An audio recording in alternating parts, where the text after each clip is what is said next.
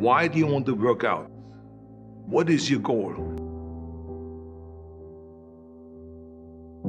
The most important thing is that you have a vision, that you have a goal. Because without that vision and without that goal, again, you're drifting around and you're never going to end up anywhere. People don't become successful just by accident. Maybe the guy that found gold in California and started the gold rush, but don't count on that. That's the one in a lifetime kind of a situation. So you got to really have a specific goal, and to me, to have that vision that I want to be Mr. Universe, that I want to be the greatest bodybuilder of all time. That was a great vision, and that specifically to look like Reg Park and to be up there on that stage and to lift the trophy overhead and to win the championship over and over and over again. So that was a great goal. You have to have a goal. Now, it doesn't have to be that specific goal, but it has to have some goal. This is why I always recommend to people, sit down, take your time, and start thinking about, why do you want to work out? What is your goal? And that can be as crazy as it is. It could be, I want to impress girls. If that's your goal, so be it, but it motivates you.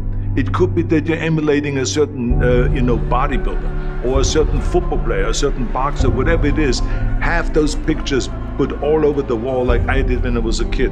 I put pictures of Reg Park and of Sonny Liston, of boxers and of Ali and of powerlifters and weightlifters all over my bedroom, wall. So that every day when I go to sleep, every day when I wake up, I look at those pictures and they motivate me. You need that motivation, and then therefore you have this kind of imprint in front of you all the time, and you know exactly what you're chasing. People always come up to me and says, why are you smiling? You're working out 5 hours a day. You're doing the same as the other guys, but the other guys have a sour face. They're pissed off that they have to do another rep or another set or something. I looked forward to another 1,000 reps of sit-ups. I looked forward to another 500 pounds of leg press or squat. I looked forward to doing more and more curls until my arms fall off. Why? Because I knew that every rep that I did and every set that I did and more weights that I lifted, I get one step closer to turning that vision into reality. So I was turned on by that. I was excited. I couldn't wait to get to the gym.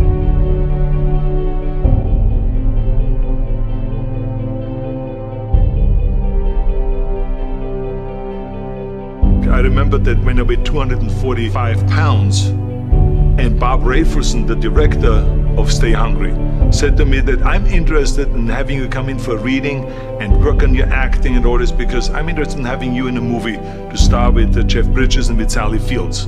I was delighted about that, and I was excited, and I started pumping up more and more. And then he said, but I don't want you to weigh more than 210 pounds. You want me to be in a movie, but I'm weighing 245, 246. I say, I just won the Olympia, I say, which was 1974, and I was really at my biggest. And but he demanded that, and he says, look, it's very simple. On the day we start shooting, he says, I'm gonna put you on a scale, and if you don't make the 210, you're out, because I have someone else in mind. And I worked on it. I started visualizing myself very clearly as a lean athlete, because that's the only way I could lose that weight and all of a sudden get interested in running more, because up until that point I ran like 3 miles after training or before training or whatever, but now all of a sudden it was 5 miles, 6 miles, 7 miles, 8 miles, and they even ran mini marathons in order to lose the weight, and I did everything with high reps, and I was watching my diet, what I eat and all those kind of things. And but the day before, I remember we were in Birmingham, Alabama. The day before I was at the YMCA with Bob Raferson. He was swimming and I was working out, and I was running. There was a track there and I was running. He says, let's step on the scale. And I stepped on the scale and I weighed 209. So it just shows you what is possible if you visualize exactly what you want to look like.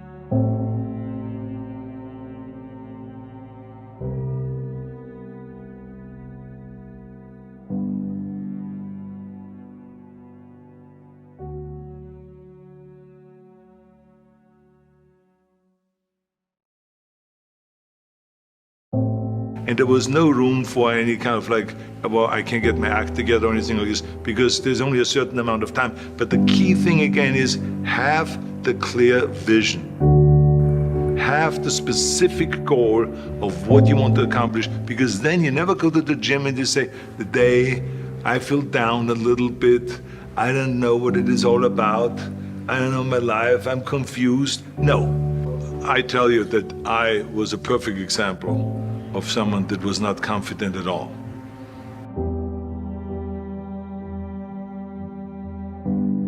I mean, when I was a kid, I was just like any other kid. I had my hang-ups and problems and all this.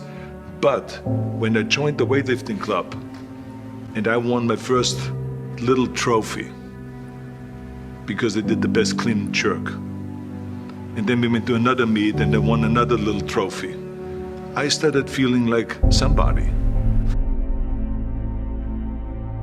But the bottom line is, everyone can use the same method, because I used it in politics, I used it in making money, I used it in everything that I've done in the movie business. When you have one little victory, little victories add up, and that is what gives you then ultimately confidence. Well, for me, the most important thing always to have a deadline. So when I, for instance, had a competition, and let's say the competition was in the middle of September, and it was now beginning of summer, so there was no more time to screw around. So there was the time now to get going on a diet, to get going with the training, to not slack off at all, because there was a deadline there. The day of the competition, I had to be in the best shape possible. And I knew that if I come to the competition and I lose because I did not schedule my training the proper way, or I didn't have the right frame of mind, or I didn't give everything, literally worked my butt off, I would be just so angry.